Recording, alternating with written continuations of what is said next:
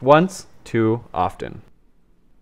It was a slow Friday afternoon, and Fred was bored. He was tired of watching television, and he was too lazy to do anything else. His mother was still at work. His dad was in town shopping. His sister Jenny, who was 2 years younger than him, was playing baseball outside. He could hear her laughing with her friends.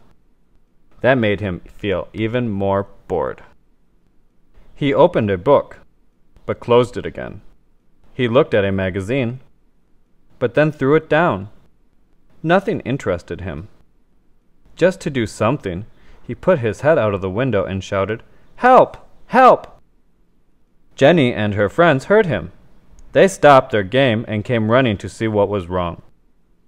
When Fred saw how he had fooled them, he laughed and laughed. Jenny and her friends were angry with him. "That was stupid, Fred," she told her brother. But Fred just laughed even harder. He thought he had played a great joke. Soon, Fred was bored again. The street was empty now. Once again he put his head out of the window and shouted, "Help! Help!" This time 2 neighbors ran to help him. When they saw that nothing was wrong, they got angry with Fred too. "Now that was very stupid, young man," said Mr. Lee, the neighbor next door.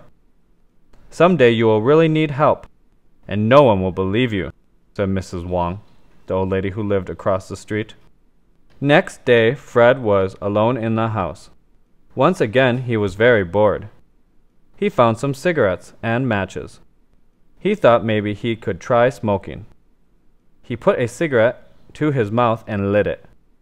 As the smoke filled his mouth, he started to cough. He felt sick. He threw away the cigarette and ran to the bathroom. The cigarette fell on the floor, and the rug was on fire. There were big yellow, red, and orange flames all around the room, and there was thick smoke everywhere. In a few minutes, the whole house was on fire. Fred was scared. He ran out into the street and shouted, "Help! Fire!" He really needed help this time. Mr. Lee was in his garden, but he didn't run to help Fred this time. Mrs. Wong was reading the newspaper on her porch, but she didn't even look up. Nobody came because nobody believed there was a fire.